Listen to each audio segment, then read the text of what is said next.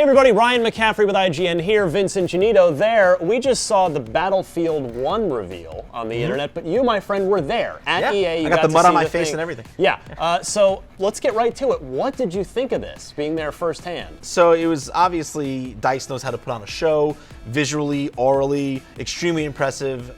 Right from the very first shot of that trailer with a dude getting smacked in the face with a spiked mace, everyone was just kind of like, ugh. Really, like, they hammered this point home several times. They really want to capture... Hammer.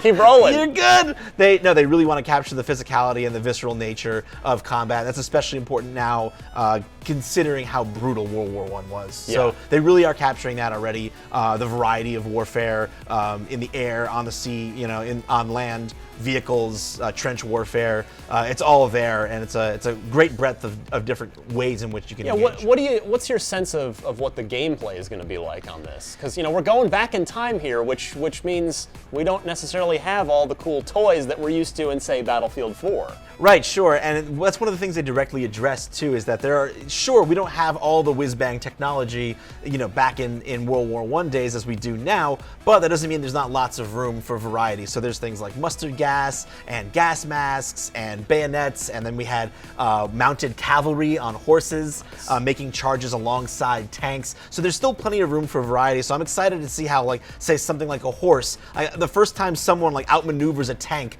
on a horse and plants an anti-tank grenade on its treads. I think that'll be the moment when we go, hey, this is really cool. It offers a lot of opportunities. But yeah, in terms of the modernization, I'm curious to see how well they stick to the realism of the era, because obviously today's Battlefield, both in real life and in game, is about the sharing of information. A scout can say, hey, I see someone, and then pinpoint it on GPS, and now the whole squad knows where everyone is. Yeah. So obviously they don't have technology like that back in World War I days, but squad communication is really important to Battlefield in general. So I'm wondering how they're going to balance those two. If they're going to kind of smudge history a little bit and let us keep some of that stuff, or if they're going to find another way to incorporate those kinds of squad communication tools. Visually, new Frostbite, always a leader in eyeball popping text, looking real good. Yeah, looking incredible. It's, worth noting, of course, that while they label it in-engine footage, it doesn't necessarily mean that's what the actual in-game footage will look like. But even if it reaches 75% of what we saw and heard,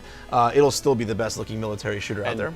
It's worth noting, Battlefront, Star Wars Battlefront, from the same studio, got pretty close to its original, Gorgeous that game. Crazy Endor footage that was originally shown. Absolutely beautiful.